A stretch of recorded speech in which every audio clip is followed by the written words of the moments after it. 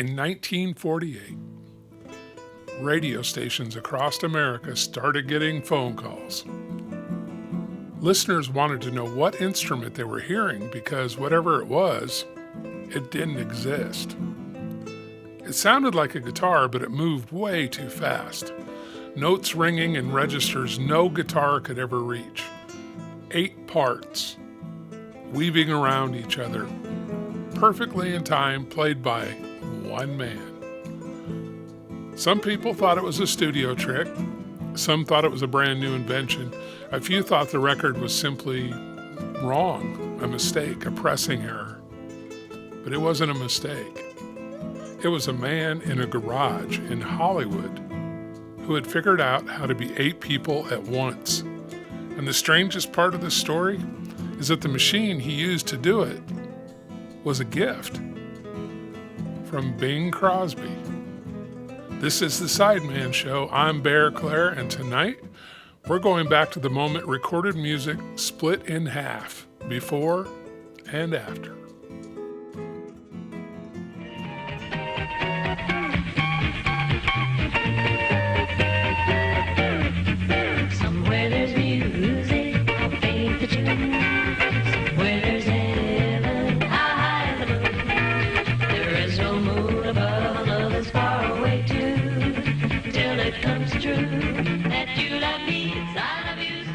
Before there was tape, there was a man cutting records in his garage with a piece of a Cadillac. That's not a figure of speech. Les Paul built his own disc-cutting lathe, and the flywheel that kept it spinning at a steady speed came out of a Cadillac. He needed mass, he needed stability. Detroit had already solved that problem, so Les borrowed the answer. And on that homemade machine, he started doing something nobody was supposed to do. He'd record a guitar part onto a disc. Then he'd play the disc back, play a second part along with it, and record both onto a new disc, then a third part, then a fourth.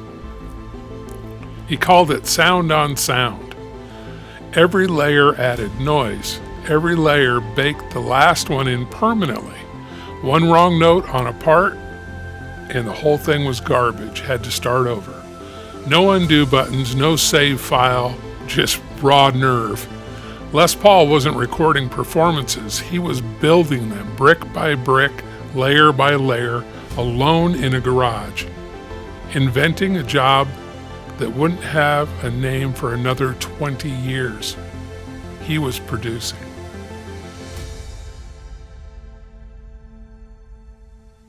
Now, here's where the story takes a turn, and it runs through the biggest star on planet Earth. Bing Crosby hated live radio, not the singing, the schedule. See, he had to perform every show twice, once for the East Coast, once for the West, and that cut into his golf game. So, when an Army engineer named Jack Moen demonstrated a German tape machine he'd brought home from the war, borrowed it liberally, Crosby saw the way out. He put serious money behind a tiny California company called Ampex, about $50,000, and tape recording came to America. And then Bing did something that changed everything. I don't think he ever knew it. He gave one of the first Ampex tape machines as a gift to his friend, his guitar player, the tinkerer from the garage, Les Paul. Most people get a gift like that. They record onto it. Les Paul stared at it for a while, and then he took it apart. Okay, a tape machine has heads. One erases, one records, and one plays back. That's the design, that's the rule book. Les asked a question nobody at Ampex had yet asked. What if I add another one? With an extra head mounted in just the right spot, he could listen to what was already on the tape while recording a new part in perfect sync alongside it, layer after layer, cleaner than disc, faster than disc, And then he found the cheat code inside the cheat code. Slow the tape down, record a guitar part, then play it back at full speed. The part jumps up an octave and it doubles in speed. Runs that no human hand could play. Tones no guitar had ever made. That's what those radio listeners were hearing in 1948 on a record called Lover. 8 guitar parts, one man, sounds that did not exist on Earth 12 months earlier. Well, people accused him of trickery, and in a way they were right. But the trick wasn't fake. The trick was the future.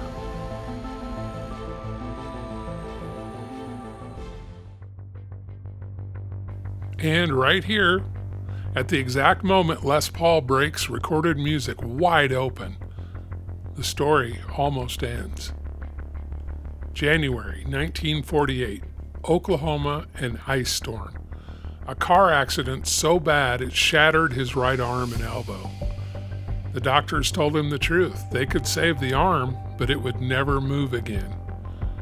They'd have to set it in one position permanently forever.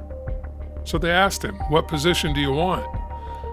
Think about that question for a minute. A man is told his arm will be frozen for the rest of his life, and he gets one choice. Les Paul told him to set it at an angle, bent so that he could cradle a guitar and reach the strings. He chose his playing posture from a hospital bed and then went home, healed up, and kept layering. With his wife Mary Ford singing harmonies against herself, they stacked hits the hard way, a dozen layers or more. Knowing one cracked note near the end meant the entire record died and they'd start again from layer 1. They recorded in garages, hotel rooms, wherever the machine was. That was the studio. Talk about portable studio. Then How High the Moon went to number 1, built one fearless layer at a time.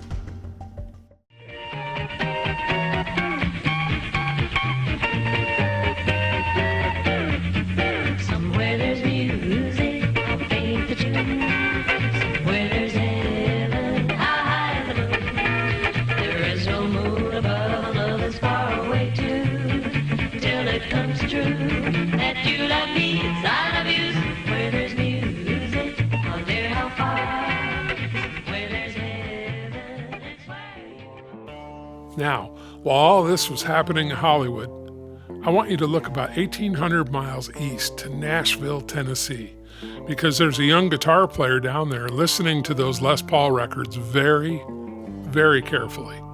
A thumb picker out of the Tennessee mountains, soft-spoken, serious, surgical, Chet Atkins. Well, Chet heard what Les was doing. He didn't just admire it, he completely understood it. The layering, the echo, using the studio as an instrument, and Chet started running his own experiments, stacking guitar parts, chasing tape echo, bending the rules of what a country record was allowed to sound like. But here's what makes Chet's chapter different. Les Paul changed what one musician could do.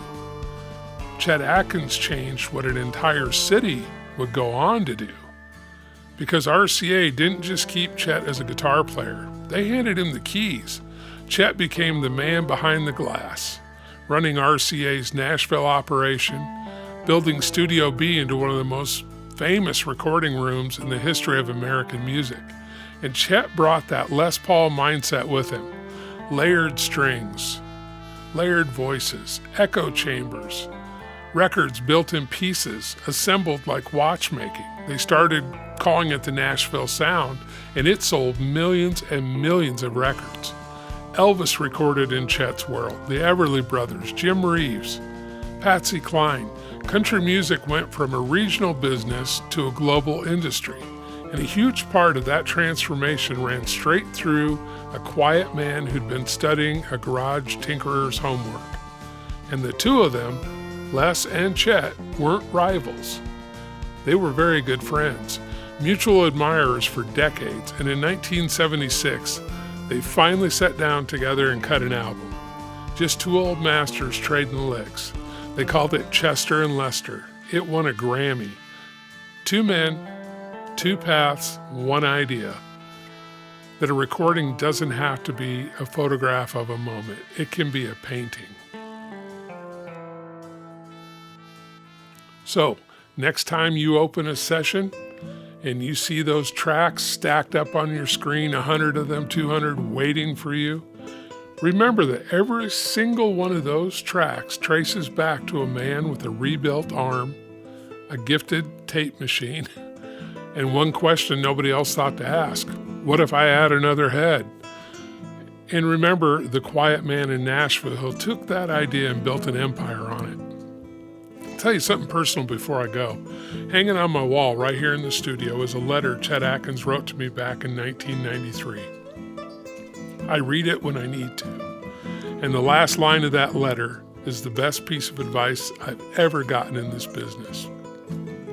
But that is a story for another episode.